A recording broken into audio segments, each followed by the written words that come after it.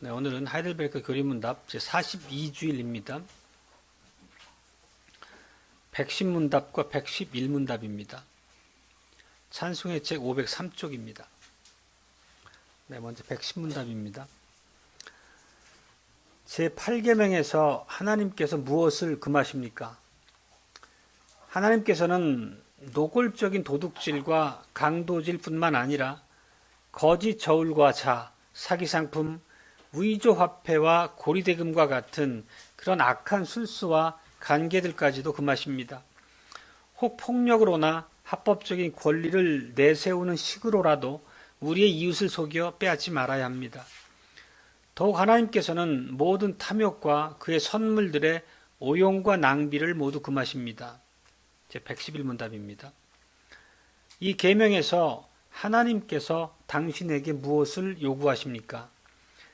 내가 할 수 있고 해도 좋을 경우마다 나의 이웃의 유익을 증진시키며 내가 남에게 대접을 받고 싶은 대로 그를 대접하고 도움이 필요한 자들에게 줄 수 있도록 성실하게 일해야 합니다.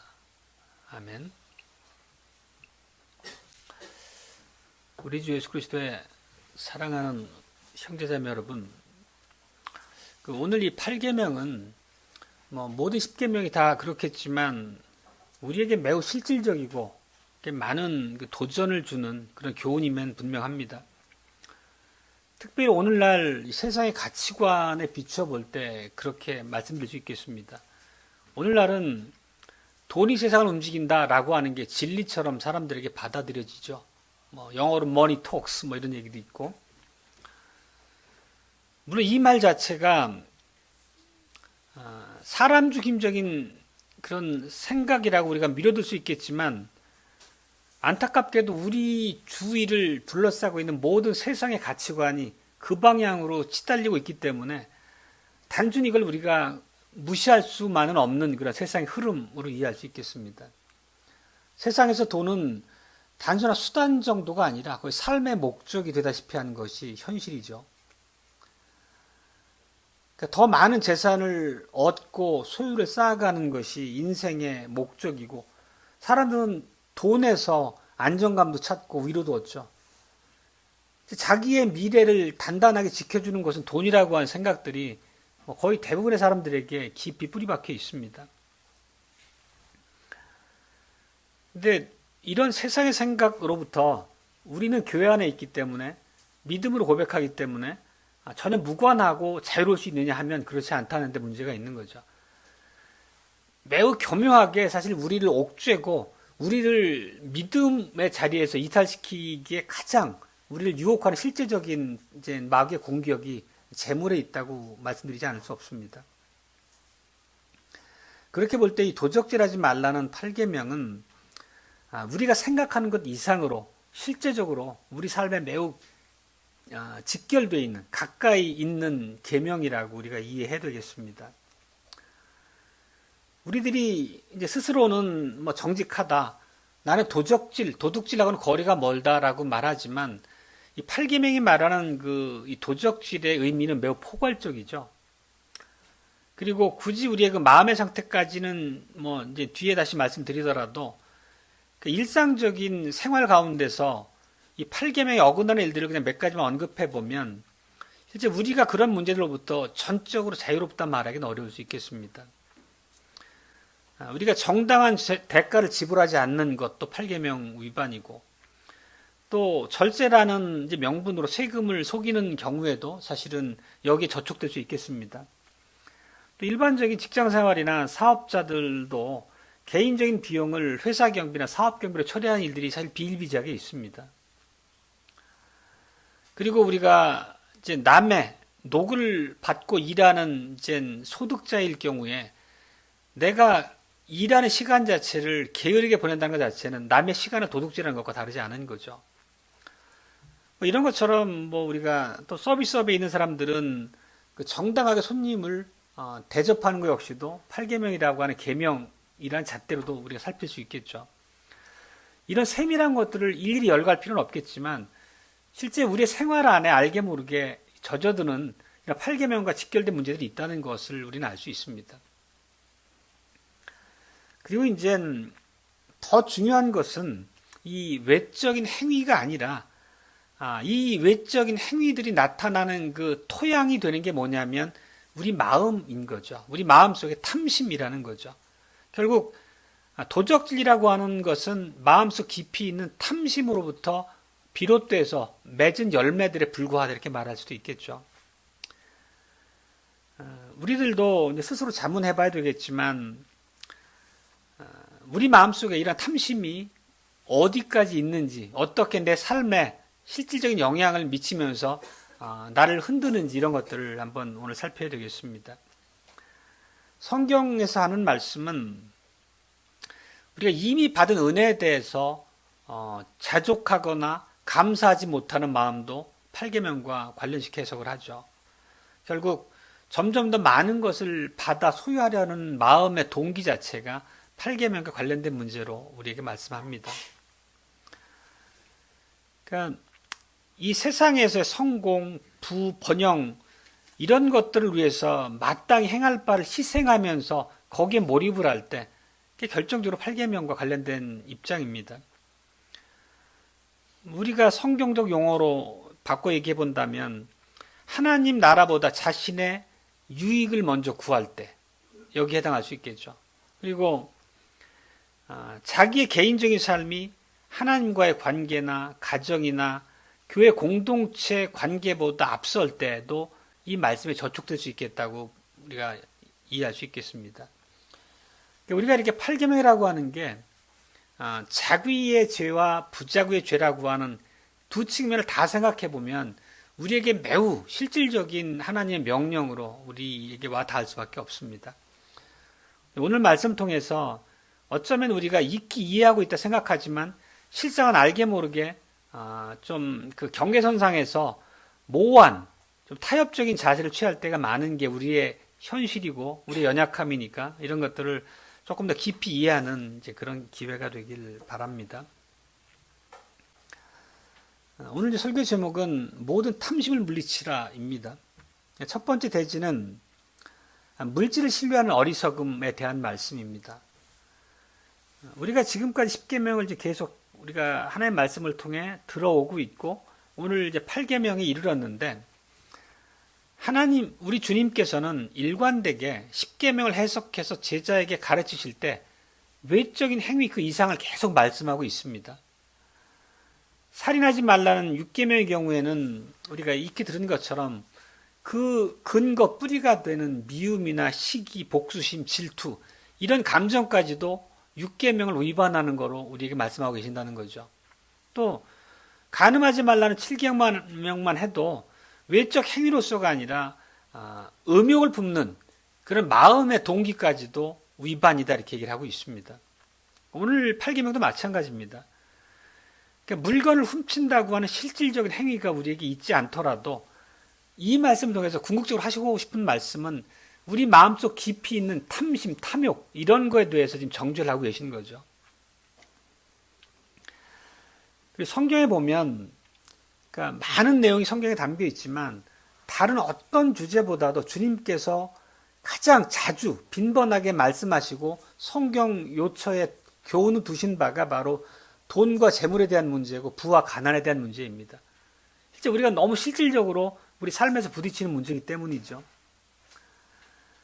그리고 오늘 우리 고백의 내용에서 보는 것처럼 이 물질주의와 탐욕에 대해서 경고하시면서 동시에 강조하시는 궁극적인 그 목적지는 어디냐면 하나님께로부터 모든 것을 받아 맡은 자다운 감사 그리고 그의 연장선상에서 이웃을 향한 관대함 거기까지 나가야 된다는 것을 말씀하고 있죠. 우리의 고백의 내용을 하나하나 보더라도 결국 목적지는 거기에 있다는 것입니다. 오늘 우리가 함께 읽은 성경 구절인 누가복음 12장의 그 어리석은 부자 비유잖아요. 우리가 너무 잘 알고 있는 비유고 매우 기억하기 쉬운 비유이기 때문에 이 비유를 모르는 분은 사실 없을 거예요. 이 말씀 토대로 오늘 우리가 8계명의 핵심을 한번 살펴보겠습니다. 이 비유를 보면 13절에 한 사람이 예수님께 나와서 요청하는 것으로 시작이 됩니다. 이렇게 말하죠. 선생님, 내 형을 명하여 유업을 나와 나누게 하소서. 이 당시 근동 지역에서는 그 땅이라는 게 생계 수단이었죠. 매우 중요한 부분이었고, 그 땅을 나누는 문제는 법적으로도 가장 첨예한 그런 사안이 됐던 거죠. 그리고 랍비들이 그 땅을 나누는 이런 그런 송사가 있을 경우에 중재하는 그 역할을 맡아 했던 거고. 그러니까 이 사람이 예수님께 나와서 선생님, 랍비여 그 말씀이죠. 그렇게 말씀하면서 그 본인의 그 권리와 이익에 대해서 예수님이 중재해 주십시오라고 기대했던 건 당연하겠습니다.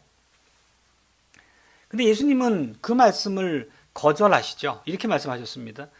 누가 나를 너희의 재판장이나 물건 나누는 자로 세웠느냐? 이 말씀의 의미는 예수님이 사회적인 어떤 공정함에 대해서 무관심하셨다. 그런 의미로 이해할 수는 없겠습니다. 지금 예수님이 이렇게 답변하신 거는 그 땅을 형제와 더불어 나누는 그 문제보다 더 근본적으로 중요한 문제를 네가 놓치고 있구나라는 것을 그에게 교훈하기 바랬던 거죠. 네가 정작 형제와 더불어서 부모께 받은 유산을 나누는 문제로 나를 찾아왔지만 그 네 마음속에 있는 그 근본된 동기는 탐심인데 내가 그것을 알지 못하는구나. 그 말씀으로 그 청년에게 그에게 이제 교훈하기 원하셨던 거죠. 결국 예수님이 궁극적으로 이 장면을 통해서 교훈하고자 하신 바는 그 모든 탐심, 마음속에 있는 죄된 욕심을 다루길 원하셨던 거죠.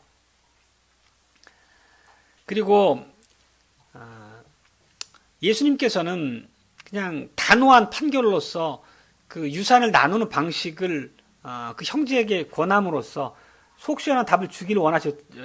이제 그런 방식보다는 그에게 깨닫기를 원했던 거는 형제와 더불어 언약적인 화해를 이루길 바랬던 거죠. 다시 말하면 시편 133편의 그 교훈을 얻길 원했던 거죠. 133편은 많이들 기억하시잖아요. 형제가 연합하여 동거하며 어찌 그리 선한고 아름다운고 그 찬송이잖아요. 그 시편이잖아요. 그래서 이제 이런 말씀을 담아서 예수님은 매우 중요한 원리를 이렇게 선언하십니다. 어찌 보면 오늘 말씀의 가장 핵심적인 구절 중에 하나인데요. 누가복음 12장을 계속 갖고 말씀드립니다. 15절입니다. 삼가 모든 탐심을 물리치라. 사람의 생명이 그 소유에 넉넉한 데 있지 아니하니라. 어찌 보면 오늘 그 어리석은 부자 비유의 가장 핵심적인 구절 중에 하나죠. 결국 이 말씀의 의미는 만족을 모르는 탐욕에 대해서 경고하고 계시는 거예요. 우리가 가진 죄성, 우리의 부패함은 계속 끊임없이 뭔가를 더 갖길 원하잖아요. 다른 사람이 가진 걸 보면 갖고 싶기도 하고 또 내가 더 많은 걸 갖고 싶기도 하고 그게 집이든 차든 직장이든 어쨌든 세상 누구나 부러워할 만한 자리에 가길 원하는 그런 마음이 우리 속에 늘 있다는 거죠. 뭘 하더라도. 그리고 사회적인 경험을 통해서든 내 자신의 경험을 통해서든 내가 의도하고 원하던 걸 얻고 나면 또 다른 것을 원하는 자리로 나가는 것이 반복되는 거죠. 결국은 우리 안에 있는 탐심이라고 하는 그 부패의 발로라는 것을 이제 말씀하고 있는 거죠. 그래서 이 전도서의 기자는 이렇게 말씀한 바가 있습니다. 5장 10절 말씀인데요. 은을 사랑하는 자는 은으로 만족함이 없고 풍부를 사랑하는 자는 소득으로 만족함이 없나니 이것도 헛되도다. 결국 우리 마음속에 있는 이 부패로부터 비롯된 탐심은 만족을 모른다는 거죠. 다시 말하면 거의 파괴적인 갈증 같은 거 끊임없이 가라앉지 않는 갈증처럼 우리 마음을 그렇게 오염시키는 아주 집요한 죄성의 발로라는 것을 얘기하고 있죠. 예수님은 여기에 대한 진리를 이제 어리석은 부자의 비유를 가지고 끌어가십니다. 그 말씀을 보면 그 사람은 이미 부자였는데 하나님께서 그에게 더 축복을 부어주시죠. 그래서 엄청나게 많은 수확을 거두도록 허락하심을 봅니다. 그런데 문제는 이미 부자였고 더 많은 이제 수확을 거둔 거죠. 풍년이 들어서. 그럼에도 불구하고 그가 받은 복을 어떻게 이해하고 있는지를 보면 그 부자의 속을 우리가 들여다볼 수 있는 거죠. 이렇게 얘기합니다. 16절로 19절 말씀을 다시 보면 내 곡식을 쌓아둘 곳이 없으니 어찌할꼬. 내 곡간을 헐고 더 크게 짓겠다. 내 모든 곡식과 물건을 거기 쌓아두리라. 내 영혼아 여러 해 쓸 물건을 많이 쌓아두었으니 평안히 쉬고 먹고 마시고 즐거워하자. 이 말을 보면 하나님으로부터 비롯된 이 부요에 대해서 이웃과 더불어 나눌 복된 기회라는 그런 인식이 전혀 없는 모습을 봅니다. 이 부자는 끊임없이 내 곡식, 내 곡간, 내 물건, 내 영혼, 오로지 나밖에 없는 거죠. 나밖에. 결국 철저한 개인주의적 모습을 우리가 볼 수 있게 됩니다.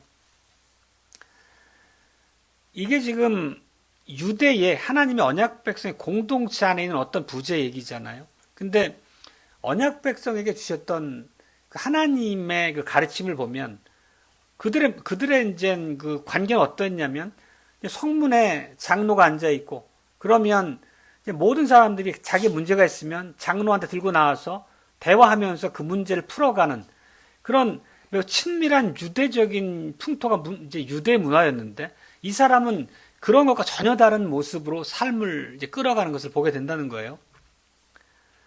이 부자의 말에 보면 하나님 얘기도 이웃 얘기도 없습니다. 오직 자기 자신만 생각하는 거죠. 그리고 그 자기가 얻은 부유함을 오로지 자기가 어떻게 충분히 한 톨도 빼앗기지 않고 누릴까 그것만 고민하고 있습니다. 예수님은 지금 이 비유를 통해 말씀하시는 것은 그는 자신이 부자고 점점 더 재산이 늘어나고 있는데 예수님의 말씀은 그를 가장 가난한 사람이라고 지금 말씀하고 있으신 거죠.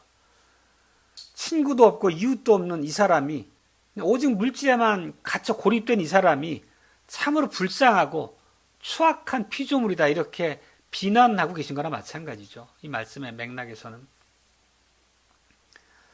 그리고 주님께서는 전혀 다른 방식으로 이렇게 결론을 내리시는 거죠. 평가를 내리시는 겁니다. 20절 말씀이에요. 어리석은 자여 오늘 밤에 내 영혼을 도로 찾으리니 그러면 내 예비한 것이 네 것이 되겠느냐.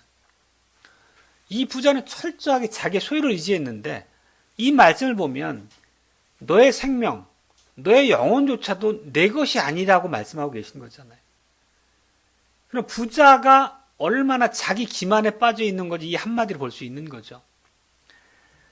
부자는 열심히 소출을 계산해가지고 창고를 얼마나 크게 질까 이 계산하고 있었지만 정작 자기 목전에 닥친 죽음은 전혀 계산하지 못했다는 거죠. 재산을 쌓아둘 창고는 지을지 몰랐지만 하나님 앞에 설 날에 대한 준비는 전혀 하지 못했다는 거죠. 정작 가장 중요한 준비는. 그래서 이 비유를 어리석은 부자의 비유라고 하는 것이 아이러니하게도 부자이지만 그거는 나쁜 의미로서의 부자인 거죠. 결국 이 말의 핵심은 어리석은이라는 그 문자에 있는 거죠. 그리고 주님께서 우리에게 말씀하시는 것도 물질을 신뢰하는 자는 결국 망하게 된다는 것을 이 부자의 비유를 통해서 우리에게 새겨주십니다. 재물이라고 하는 것은 우리가 그 자체를 모르는 사람은 아무도 없죠. 생명을 연장할 수도 없고 우리의 영혼 구원에 재물이 일정한 대가로 지불되는 것도 아니고 우리 모르진 않지만 정작 실천적으로 우리 삶에서 어떠한 입장을 우리가 취하느냐 하는 것을 살펴야 되겠습니다. 우리도 우리가 하나님 말씀 안에서 이 부자의 얘기를 읽으면 혀를 차면서 답답하고 불쌍하다 여겨지겠지만 정말 우리가 이 부자의 이런 잘못으로부터 자유로운가 하는 면은 살필 수 있어야 되겠습니다. 우리가 정말 내 돈, 내 집, 내 재산, 내 재물, 내 것 그런 마음으로 내 삶의 소유들을 판단하고 있지는 않은지라는 거죠. 오늘 우리가 24편 시편을 불렀습니다. 그 시편의 내용이 뭔지 기억하시겠어요? 결국 하나님이 이렇게 선언하시는 거거든요. 땅과 거기 충만한 것과 세계와 그 중에 거하는 모든 것이 다 여호와의 것이로다. 결국 우리가 쥐고 있고 내 손아귀에 든 내 소유 같지만 실상은 내가 소유주가 아니라는 걸 말씀하고 계신 거죠. 소유주는 하나님이고 우리는 청지기일 뿐이다라는 얘기를 하고 계신 겁니다. 청지기가 누구죠? 청지기는 자기 재산을 관리하는 사람이 아니잖아요. 주인의 재산을 관리하는 사람을 청지기라 하잖아요. 그러니까 오너가 아니라 매니저란 얘기인 거죠. 그러니까 실제 우리 뭐 언역학과에도 잘 아는 청직이란 단어지만 청직이란 말의 의미를 우리가 알지만 실천적으로 청직이란 말을 나와 동일시하느냐의 문제는 우리가 깊이 있게 살펴야 되겠습니다. 하나님께서도 우리의 모든 삶의 그 터를 통해서 내게 소득을 주십니다. 재물을 주시죠. 그렇지만 이 청직이라는 관점으로 바라보게 되면 우리에게 주신 모든 것은 내 욕심을 채우라고 내게 맡기신 것이 아니라는 것을 알 수 있는 거죠. 결국은 하나님을 섬기고 이웃을 사랑하고 하나님 나라를 위해서 사용하도록 내게 맡기셨다라고 하는 것이 결국 하나님께서 우리에게 말씀하고 계신 바라는 거예요. 이런 표현으로 말씀드릴 수 있겠습니다. 결국 우리에게 주신 이 재물은 하나님을 향한 나의 감사와 헌신을 표현할 그런 방편이다 이렇게 말씀하시는 거죠. 그러니까 제8계명은 도둑질하지 말라는 표현으로 되어 있지만 실상은 하나님께서 우리에게 맡겨주신 재물을 하나님의 뜻에 따라 신실하게 관리해라 그 말씀으로 우리가 이해할 수 있겠습니다. 본질적인 그 계명의 의미는 뭐 조금 우리가 이런 질문 앞에 대면하면 부담스러운 질문일 수 있겠지만 스스로에게 한번 자문해 보시면 좋겠습니다. 나는 재물을 신뢰하고 있는지 아니면 하나님을 신뢰하고 있는지, 내가 받아 소유한 것이 하나님께서 맡긴 것으로 여기고 있는지 아니면 내 마음대로 해도 좋은 내 것이라 생각하고 있는지, 혹은 내가 살아가는 삶에서 많은 순간 더 많은 것, 더 많은 성공을 거두기 위해서 그 내 많은 시간과 목적이 거기에 맞닿아 있는 것은 아닌지, 이미 받은 것에 만족하고 감사하는 자리에 내가 서 있는지 그렇지 않은지, 하나님의 말씀에 합당한 태도로 내게 맡기신 재물을 관리하는지, 이런 것들을 오늘 8계명 앞에서 우리가 살펴볼 수 있어야 되겠습니다. 물질은 하나님의 백성에게 좋은 종이 될 수 있습니다. 반면에 물질은 우리에게 좋은 주인이 될 수 없죠. 우리가 물질을 우리의 주인으로 섬기게 되면 그건 이미 하나님을 벗어났다는 의미이기 때문에 물질은 악한 주인이죠. 우리를 생명의 길에서 떨어뜨리는 주인이라는 의미입니다. 그리고 아까 하나의 중심적인 구절로 봤던 것처럼 우리 생명이 소유에 넉넉한 데 있지 않다는 것이 오늘 말씀의 핵심이죠. 참으로 우리가 하나님의 철저하신 돌보심 가운데 있고 그 언약의 하나님께서 내게 맡기신 바 소명이 내게 있고, 이런 사실들을 우리가 정확하게 인식하고 나의 본분을 늘 마음에 새긴다면 참으로 영적으로 부유한 사람이다 이렇게 말할 수 있겠습니다. 둘째 대지는 하늘에 있는 보화를 구하는 지혜에 대해서입니다. 예수님은 이 부자의 비유를 말씀하시면서 이 부자의 최후에 대해서 이렇게 말씀하시잖아요. 21절 말씀입니다. 누가복음 12장. 자기를 위하여 재물을 쌓아두고 하나님께 대하여 부요치 못한 자가 이와 같으니라. 그러니까 부자를 이렇게 평하고 계신 거예요. 자기를 위하여 재물을 쌓아두고 하나님께 대하여 부요치 못한 자가 이 부자와 같은 자다 이렇게 얘기합니다. 이 비유의 결론과도 같은 말씀이죠. 그리고 어리석은 부자의 문제는 단순히 재물의 많고 적음이 아니었던 거죠. 결국은 그 사람이 이 땅에서는 부자일지 모르지만 하나님을 향해서는 가난했다는 거죠. 이제 무일푼이었다는 것입니다. 하나님을 향한 그 마음의 태도는 자기의 창고는 차고 넘쳐서 더 큰 창고를 지을 만큼 됐지만 그의 영혼은 텅텅 비어 있었다는 얘기입니다. 그러니까 오늘 이 말씀을 통해서 주님께서는 우리에게 같은 질문을 던지고 계신 것이죠. 너는 무엇을 위해 살고 있는가? 이 말씀을 우리에게 하고 계신 겁니다. 오늘 우리가 이제 누가복음 그 12장에 읽었지만 산상수훈의 말씀들이 거기 많이 섞여 있잖아요. 보면 우리가 산상수훈 마태복음 6장 9절을 보면 오늘 이 부자의 어리석은 부자의 비유에서 하셨던 말씀을 똑같이 하고 계십니다. 마태복음 6장 19절로 20절 말씀입니다. 너희를 위하여 보물을 땅에 쌓아두지 말라. 거기는 좀과 동록이 하며 도적이 구멍을 뚫고 도적질하느니라. 오직 너희를 위하여 보물을 하늘에 쌓아두라. 거기는 좀이나 동록이 하지 못하며 도적이 구멍을 뚫지도 못하고 도적질 하지도 못하느니라. 우선 이제 기우겠지만 이 말씀 자체가 부자를 죄악시하는 의미는 아닙니다. 사유재산을 금하는 그런 가르침도 아닙니다. 성경에 보면 아브라함도 큰 재산을 가진 부자였고 또 예수님 당대의 아리마대 요셉이라는 사람도 부자였음을 알 수 있습니다.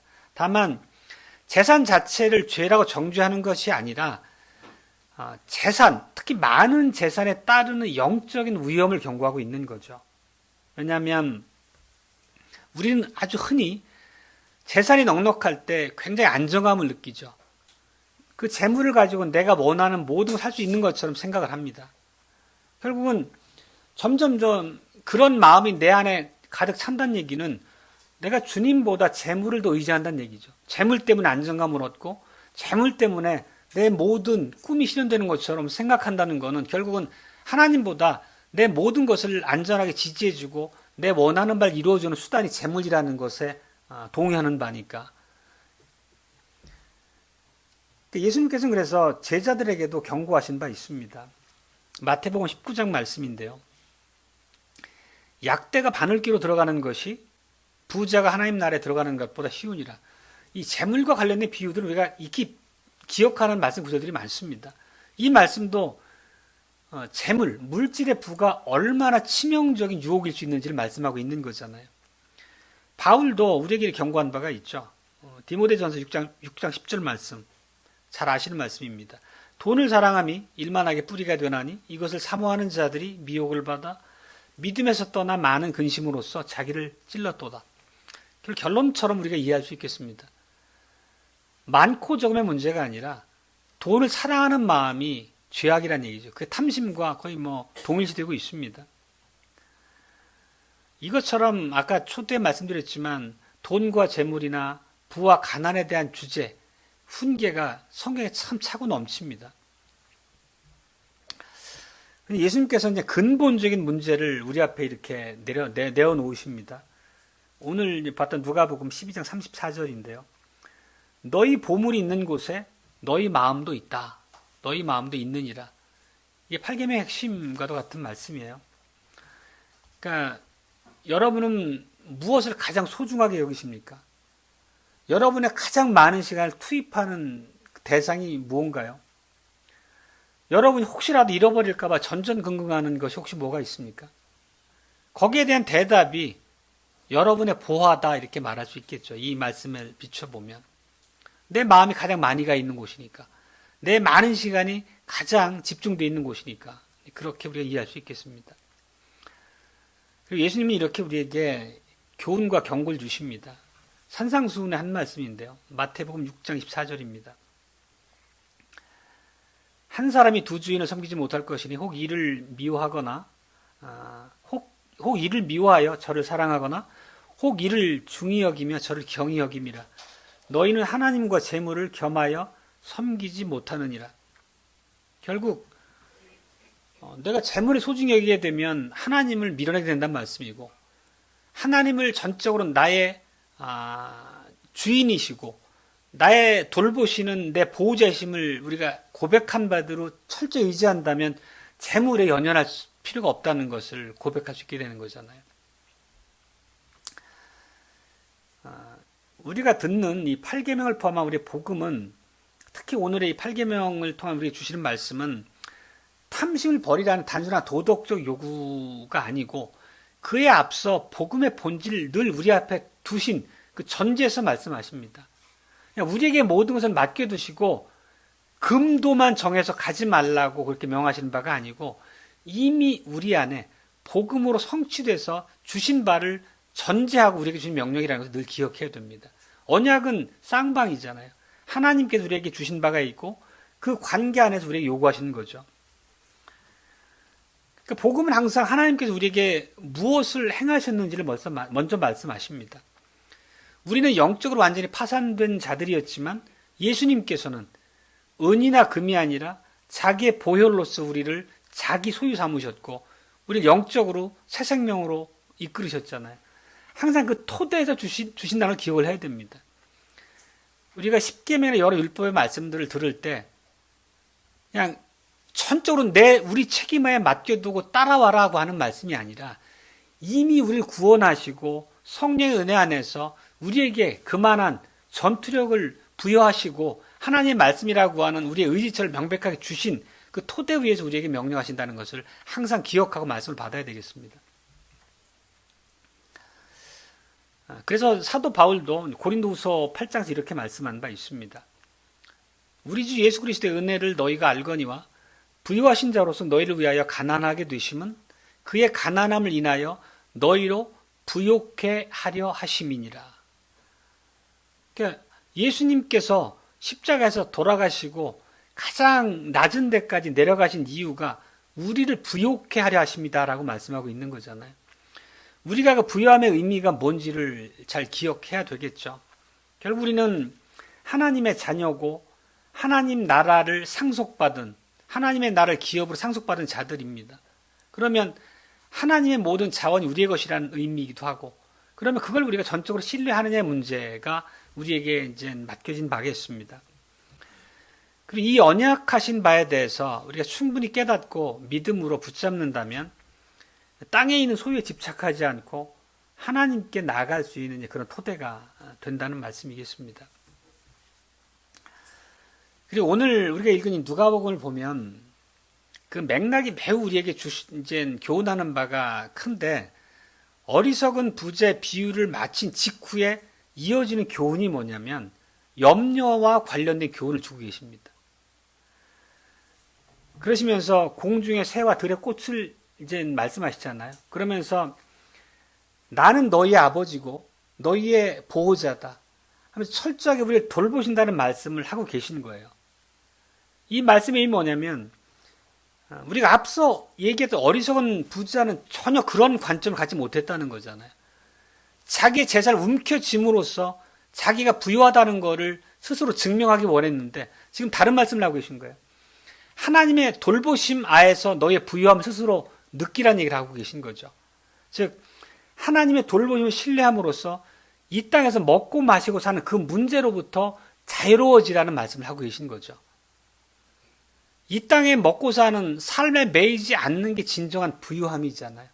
근데 많은 사람들은 그 자유로움을 물질로부터 찾기를 원하지만 하나님은 그 말씀을 나로부터 찾아라고 지금 말씀하고 계신 겁니다. 내가 너희의 보호자임을 너희가 믿음으로 그 부유함을 자유로움을 누리라는 얘기를 하고 계신 거죠. 우리가 식전 기도로 날마다 하고 있잖아요. 그죠? 모든 좋은 것들의 원천이심을 고백하는 이유가 뭐예요? 그 고백하는 그 이유가 뭐냐면 내게 주신 모든 은사를 주님께 헌신하고 주님을 섬기는 삶에 쓰게 해달라는 기도잖아요. 그거는 하나님이 전적으로 내 피를 공급하시는 내 보호자라고 하는 그 고백과 맞물린 문제로서 우리가 날마다 기도하잖아요. 하루에 3번씩. 같은 말씀이죠. 그리고 이제 궁극적으로 이렇게 우리 앞에 명령을 주시는 거죠. 오늘 12장 31절 말씀인데요. 오직 너희는 그의 나라를 구하라. 그리하면 이런 것을 너희에게 더하시리라. 바로 이게 하나님이 말씀하시는, 우리 주님이 우리에게 말씀하시는 부유함의 핵심이죠. 우선순위가 바뀐 거예요. 재물이 아니라 하나님 나라, 하나님이 기뻐하는 삶이 우선순위에 오게 된다는 거죠. 하나님을 모든 좋은 것들의 원천이라고 철저하게 믿고 그분의 돌보심이 머리카락 하나 나를 땅에 떨어지지 않도록 나를 보호하신다라고 하는 것을 정말 일문답자로 고백한다면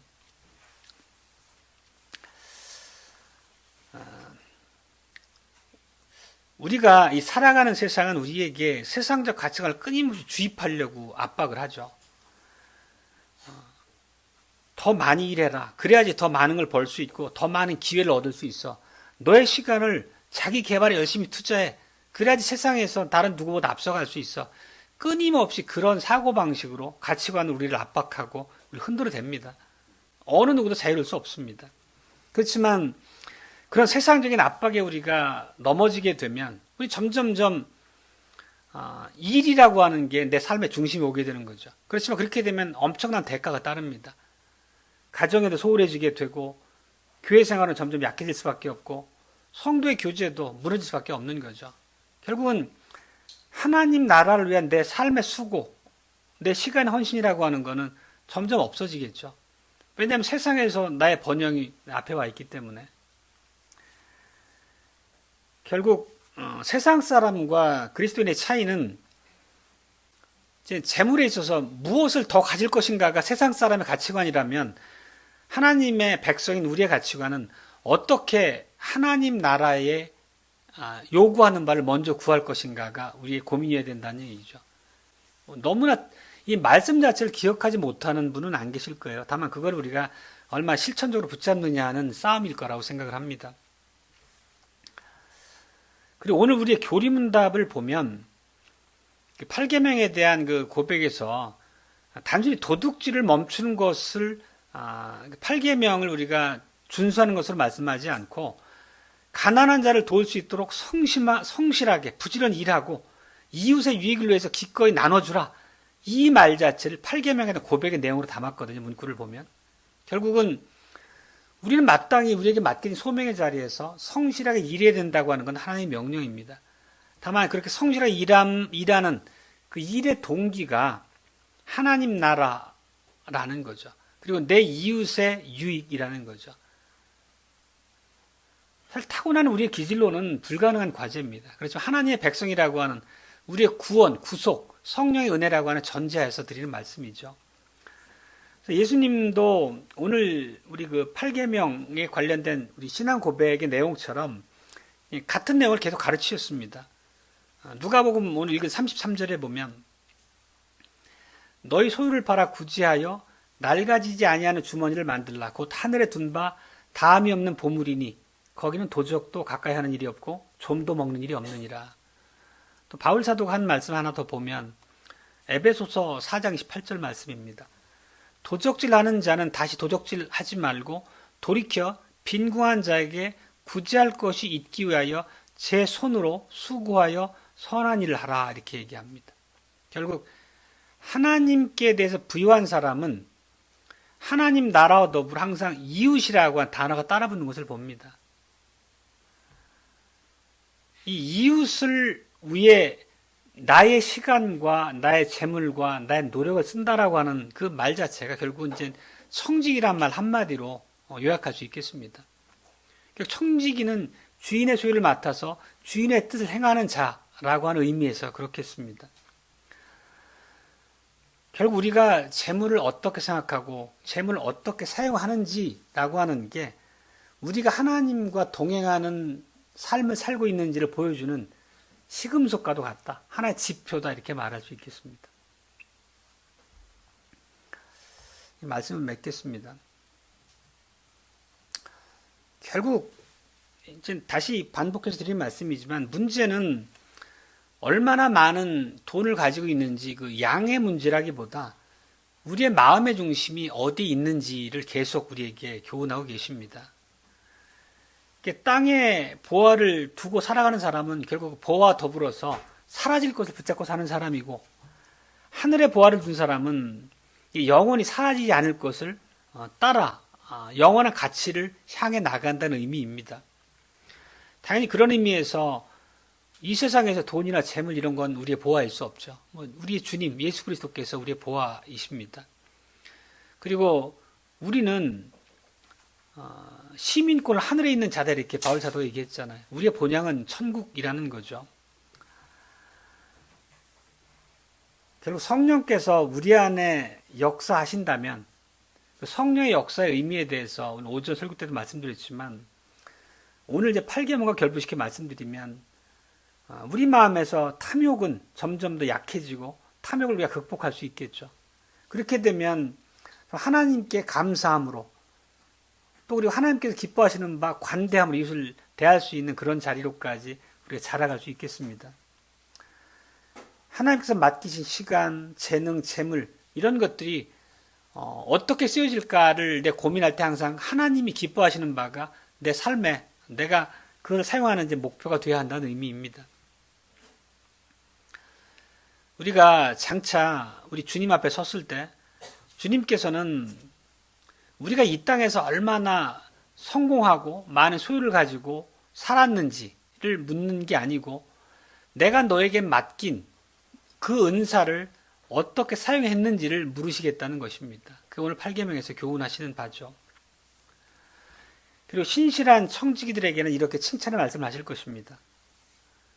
잘하였도다 착하고 충성된 종아, 내가 작은 일에 충성하였으며 내가 많은 것으로 내게 맡기니 내 주인의 즐거움에 참여할지어다. 이 약속의 말씀을 붙잡고 승리하시는 우리 요한개혁교회 모든 성도가 되시길 기원합니다. 아멘.